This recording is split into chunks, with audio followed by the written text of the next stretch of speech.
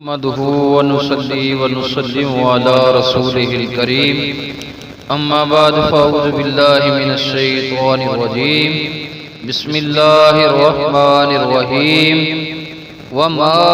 آتاكم الرسول فخذوه وما نهاكم عنه فانتهوا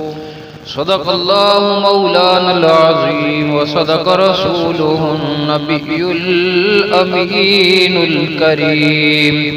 ونحن على ذلك لمن الشاهدين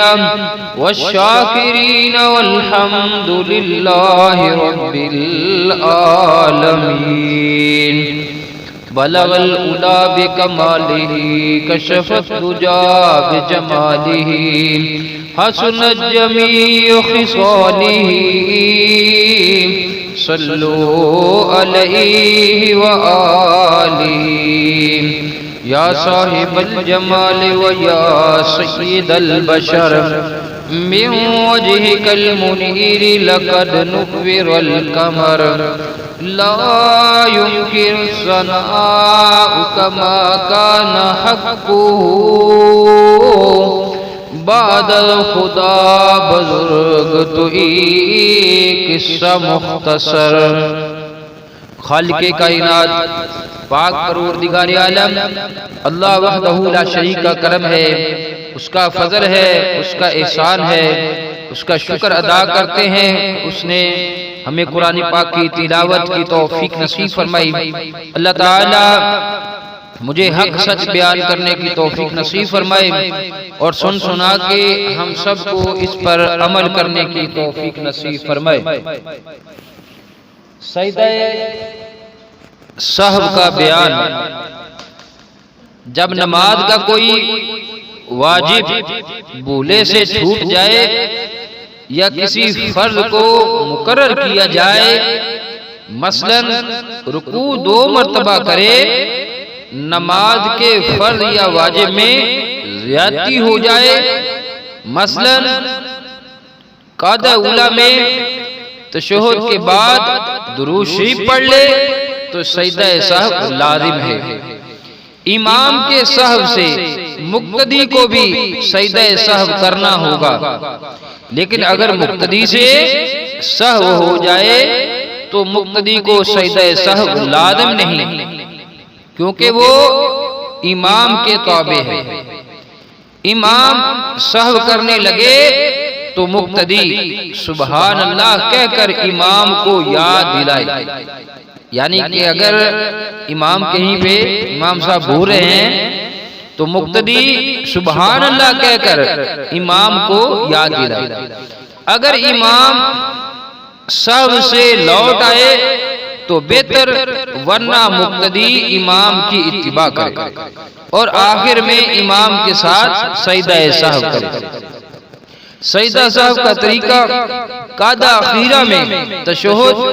اور درود شریف کے بعد دائیں طرف سلام پھیر کر 2 سجدے کرے، اس کے بعد پھر تشہد، درود شریف اور دعا پڑھ کر دونوں طرف سلام پھیر دے۔ تمنا ہے کہ دنیا میں کوئی کام کر جاؤں، ہر پرچم سے اونچا پرچم اسلام کر جاؤں، نہ دنیا سے نہ دولت سے نہ گھر آباد کرنے سے تسلی دل کو ہوتی ہے، خدا کو یاد کرنے سے دلا غافل نہ ہو یکدم، یہ دنیا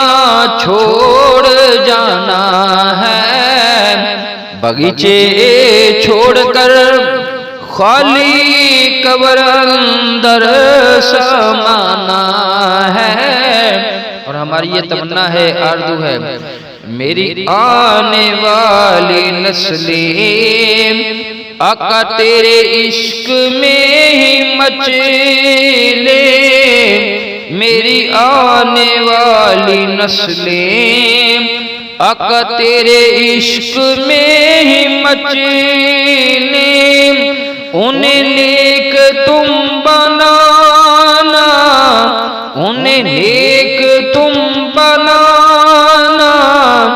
مدنی مدینے والے، مدنی مدینے والے، مدنی مدینے والے۔ خالق کائنات پاک پروردگار عالم اللہ وحدہ لا شریک ہمارے تمام صغیرہ کبیرہ گناہوں کو معاف فرمائے۔